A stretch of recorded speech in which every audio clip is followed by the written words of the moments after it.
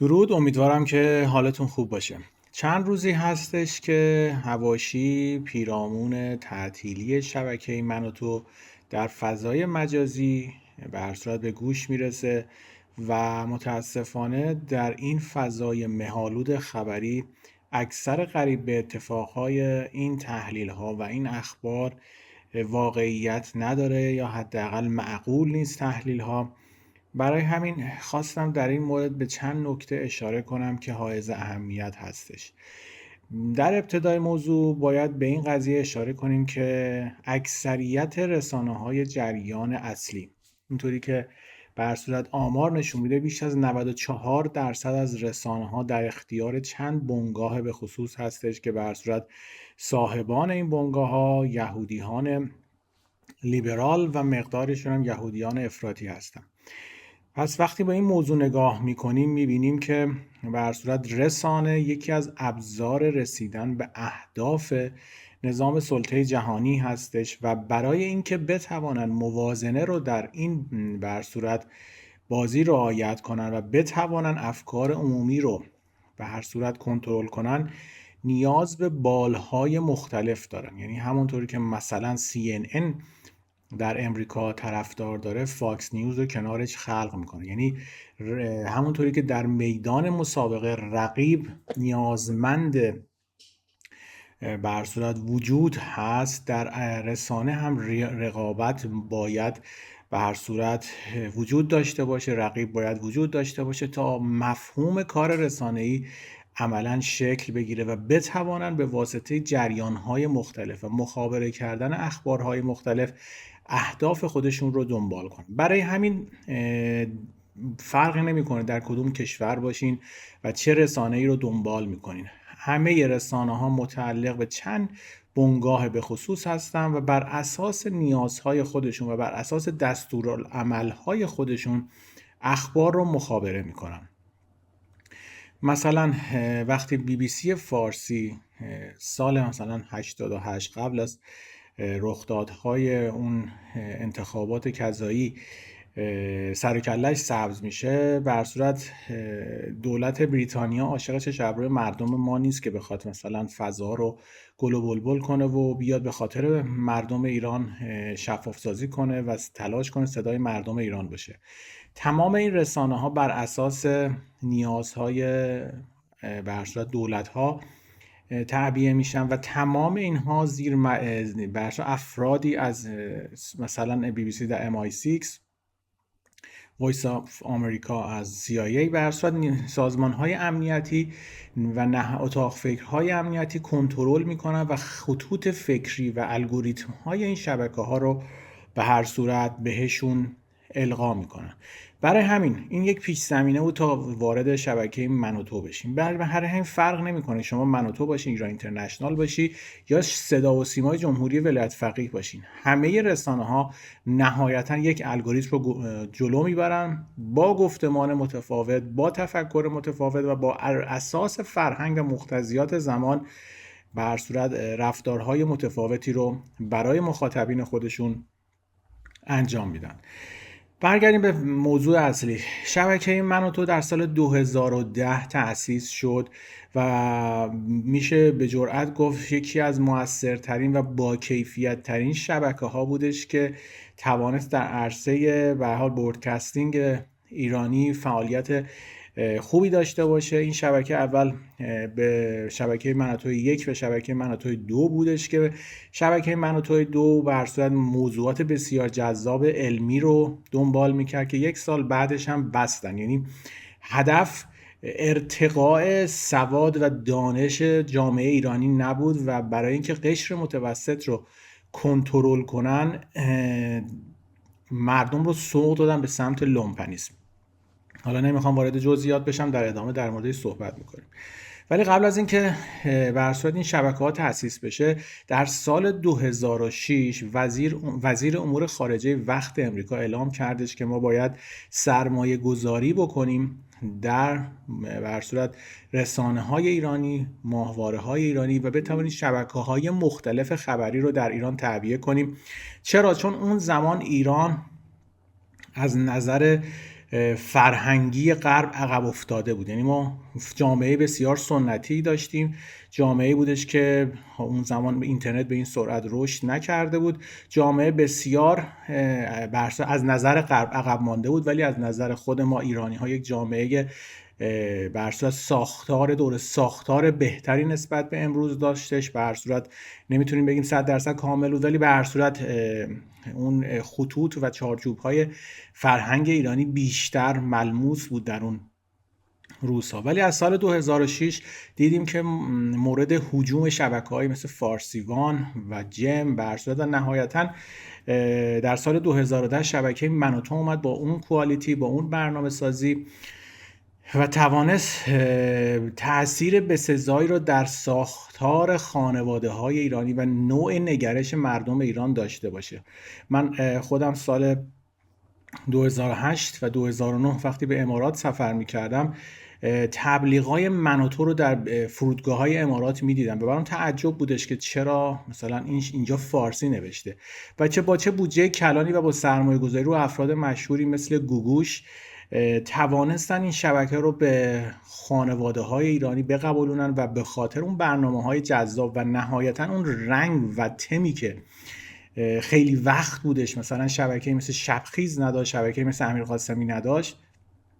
با کوالیتی بسیار حرفه‌ای با سرمایه‌گذاری عالی به هر صورت پخشش شروع شد و باعث شدش که طی یک روندش، حالا من و تو یک بخش بسیار تاثیرگذاری بود. به هر صورت دوستان قدیمی هستن میدونن فارسیوان شبکه‌های خیلی از شبکه‌های ماهواره اون زمان یهویی به هر صورت رشد کردن و بر اساس نیازشون تفکیک می‌شدن، یکی چپ می‌شد یکی راست می‌شد و بر اساس این یکی سیاسی می‌شد یکی به هر صورت فرهنگ روی فرهنگ کار می‌کرد. و اگرم دقت کرده باشین شبکه‌ها تبلیغ نمی‌گرفتن تا زمانی که به حال یک پروژه بنفشه در جریان بود که حالا من در ادامه براتون توضیح میدم. برای همین بیس این بازی ها همونطور که نتانیاهو از یک سمت گفت، از اون ورم وزیر امور خارجه وقت امریکا گفت Iran has, for example, 250,000 satellite dishes. It has internet use. I once said to the heads of the CIA when I was prime minister that if you want to advance regime change in Iran, you don't have to go through the CIA cloak and dagger stuff. What you want to do is take very large, very strong transponders and just beam Melrose Place and Beverly Hills 2050 and all that into Tehran and into Iran, because that is subversive stuff. They watch it, the young kids watch it, the young people, they want to have the same nice clothes at the same houses and swimming pools and so on. And that is something that is available in internal forces of dissension that are available in Iran, which is paradoxically probably the most open society. باید می اومدن سرمایه گذاری میکنن که این جامعه رو آماده تغییرات بکنن و این تغییرات به هر صورت با یک جنبش که به هر صورت در سال 88 شکل گرفت وارد فاز اجرایی شدش و با آمدن شبکه‌های مثل من و تو، BBC و فعالیت اینترنت توانستن جامعه رو یک گام به سمت اهداف خودشون، حالا که اهدافشون رو امروز میبینیم در سند 20 به هر صورت کاملا مشخصش و تونستن جامعه سنتی ایران رو تقریبا تحت تاثیر قرار بدن. با ما positive reverberations on the region. And I think that people sitting right next door in Iran, young people, and many others will say the time of such regimes, of such despots is gone. There is a new age, something new is happening. رسیدیم به امروزی که می‌بینیم فضای مجازی ایران نسبت به 15 سال فضای مجازی نشون میده که جامعه ما نسبت به 15 سال گذشته دگرگون شده. اولویت‌های جامعه تغییر کرده، بدها خوب شدن، خوبها بد شدن و عملاً قشر متوسط جامعه کنار گذاشته شده و فضای لومپنیسم و سکسیسم در جامعه القا شده و با مدیریت که در سطح دیگر از به حال نظام جمهوری اسلامی هست، عملاً جامعه داره هر روز به سمت افول به هر صورت هول داده میشه و بعد از اینکه افرادی که سرشون به تنشون میارزی در هر به هر صورت فیلد کاری، چه موزیک، چه فلسفه، چه تاریخ، وقتی اینا میمیرن هیچ کسی جایگزینش نبود. برای همین امروز که به اینجا رسیدیم و شبکه من و تو تعطیل شد، خیلی از این ارزشی ها و اصلاح طلب ها خوشحال بودن. شبکه من و تو 2-3 سال آخر هم عملا یک تنفس مصنوعی بودش که دیدیم رفتش خونه ها در آنتالیا رو تبلیغ کرد. تنفس مصنوعی بود. شبکه من و تو کارش رو انجام داده بود و بعد از اینکه روحانی در دور دوم انتخاب شد و بعد از اینکه ترامپ اومد، دیگه شبکه من و تو عملا وظیفش تمام شده بود و این چند سال هم به قول معروف قاچاقی، یعنی همینطوری تلاش میکردن و دیدیم که کوالیتی برنامه هر روز ضعیف و ضعیفتر میشد. خیلی از مجریهاشون جدا شده بودن و عملا یک شبکه‌ای شده که مثلا در سطح یکی از به حال شبکه‌های لس آنجلسی مثلا 20 سال 30 سال پیش بود. برای همین وقتی صحبت از تعطیلی من و تو میشه، به خاطر اینکه اون هدف اون شبکه تمام شده و ما داریم وارد یک فضای دیگه میشیم. زمانی که فائزه رفسنجانی سفر میکنه به امریکا و هر صورت یک پروژه‌ای بودش اینجا، حالا من نمیخوام به قطعیت درباره این پروژه صحبت کنم، پروژه‌ای بودش که تلاش میکرد که رفسنجانی به واسطه حمایت از اپوزیسیونی که در خارج فرستاده بود که به حال صادراتی‌های نظام نامیده میشه، که اون هم خودش با یک بازیگر به حال یک بازیگر بودش و نتوانست به هر صورت بازیشو پیاده کنه، تلاش کردن خیلی از بودجه ها رو به واسطه این رسانه ها در افکار عمومی پخش، به واسطه اون بودجه هایی که دادن افکار عمومی رو تحت تاثیر قرار بدن و یکی از اینها پروژه بنفشه بود که تلاش میکرد که پادشاهی رو دوباره به ایران برگردونه و این پروژه وقتی لو رفت رفسنجانی رو هم کشتن. یعنی عملا گلوبالیسم جهانی اجازه نخواهد دادش که ما برگردیم به سمت ملیگرایی، حالا با یا پادشاهی، حالا من کاری ندارم حالا خوب هست یا بد، عملا بازی ها در سطح خاورمیانه و در سطح جهانی به سمت سوی خواهد رفتش که دیگه مفهوم ملت و کشور دیگر ارزش قدیم رو نداره و جامعه داره حرکت میکنه به سمت همون چیزی که به هر صورت در ایران هم شروع شد به نام امت. یعنی شما فرق نمیکنه مثلا در کانادا باشی، یک مجموعه‌ای از چینی ها، ایرانی ها، عرب ها کنار هم هستن و بر اساس دنیا بر اساس به هر صورت منافع شرکت‌های خصوصی جلو میره که شرکت‌های خصوصی هم پایبند چارچوب‌های مرزی نیستن. یعنی دنیا در حال تغییر کردن هستش و در این عصری که ما شروع شد از 2020 و وارد فاز اجرایی شدیم، مفهوم کشور داره از بین میره. برای همین خواستم بهتون بگم که تعطیلی شبکه من و تو یعنی این نشانه این هستش که یک شبکه دیگر، شاید یک ماه دیگر، شاید یک سال دیگر، با هدف دیگر، چون دیگر هدف در به حال ارتقاء مثلا سطح بینش جامعه نیست. به هر صورت الان همه مردم ایران میدونن، اکثریت میدونن که جمهوری اسلامی یک نظام فاسد هست و خودشون هم میدونن که جمهوری اسلامی محبوبیت مردمی نداره. یعنی عملا این بازی از سال 96 وارد فاز اجرایی شد و امروز روشن شده که جمهوری اسلامی ماندگار نیست، این ادامه دادنش به این وضعیت ماندگار نیست و نیاز به تغییرات داره. برای این تغییرات هم شما باید ببین منتظر یک نقطه عطفی باشیم. همونطوری که در سال 88 یهو سر کله BBC فارسی در اومد، ما باید منتظر یک شبکه دیگر باشیم، اون هم نه برای براندازی یا ضدیت با جمهوری اسلامی، برای جا اندازی به حال چهره نوین جمهوری اسلامی. به هر صورت جنگ بین یهودیان افراطی و بهایان ادامه داره و باید دید که آینده ایران برای بعد از خامنه‌ای به چه سمت و سوی هدایت میشه و تحلیل خود من این هست که ما داریم به سمت یک جمهوری سکولار حرکت میکنیم، ولی خب این جمهوری سکولار طی چندین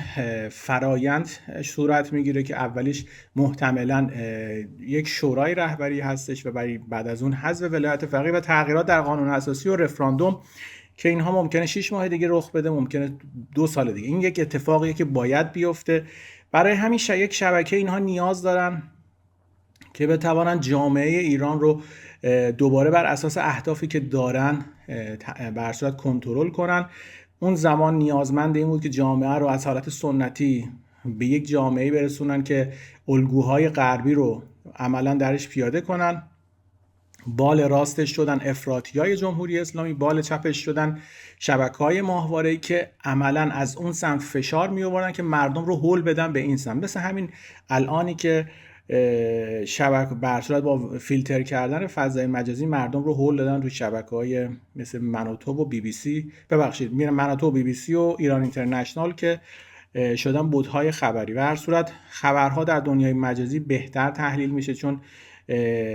انحصارش کمتر هست، با اینکه در شبکه‌های مجازی انحصار هست، ولی خب آدم‌های مستقلی هم هستن که خبررسانی میکنن. ولی در فضای مثل ایران اینترنشنال و بی بی سی عملاً بر اساس منافع خودشون بازی میکنن،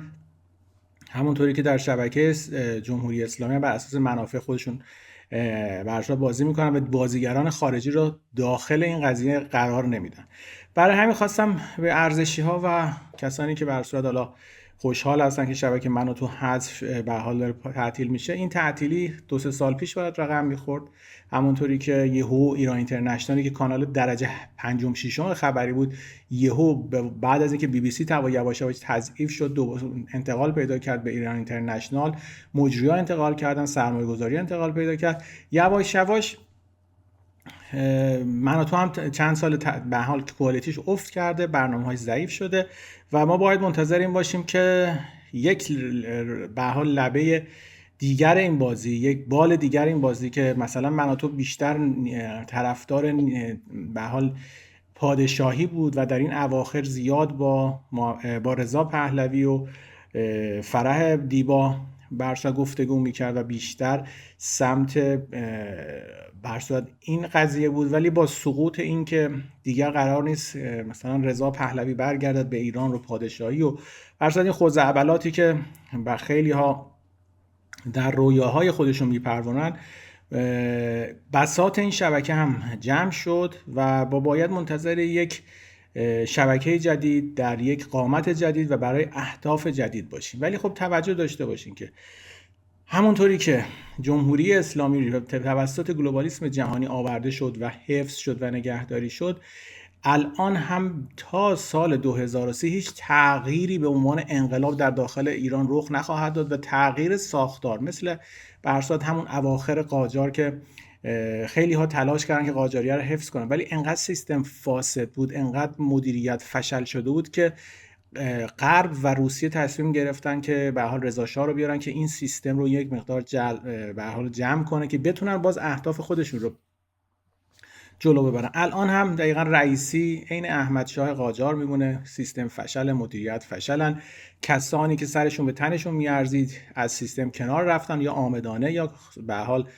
با زور کنار گذاشته شدن. این سیستم داره سقوط میکنه، داره به سمت سقوط میره و نهایتا خواهیم دیدش که به هر صورت نقطه عطفی ممکنه فردا رخ بده یا 2 ماه دیگه، ولی خب به هر صورت یک نقطه عطفی باید رخ بده که ممکنه بعد از اعلام مرگ خامنه‌ای این قضیه رقم بخوره یا یه جنگی. به حال بازی سیاسی من و شما، من به عنوان تحلیلگرم و شما شاید به عنوان اینکه خبرها رو دنبال میکنین، ممکنه یک اتفاقی رخ بده که شاهد این روند باشیم. ولی تحلیل من اینه که ما داریم به سمت یک جمهوری سکولار حرکت میکنیم در یک فرایند. برای همین دیگه شبکه‌هایی به عنوان براندازی نیاز نیست و اگرم ببینید شبکه‌هایی مثل ایران اینترنشنال آنقدر برای جمهوری اسلامی الان خطرناک نیستن، همونطوری که مجاهدین حذف شدن، کردها از مناطق مرزی ایران دور رانده شدن، با آمریکا معامله کردیم، با عربستان معامله کردیم، با مصر معامله کردیم و عملاً در پس پرده با اسرائیل معامله شد که حماس بره و اون به حال بدبستان‌هایی که بین اسرائیلیان رخ داد که بعد از حذف نتانیاهو در این جنگ که حالا در آینده در موردش صحبت می‌کنیم باعث خواهد شد که جمهوری اسلامی اولا دشمنی نداشته باشه و همه چیز آماده تغییر فرایند این بازی باشه. این یک نکته‌ای بودش که در مورد شبکه منوتو خواستم توضیح بدم که اصلا ببینید واقعیت بازی چیه.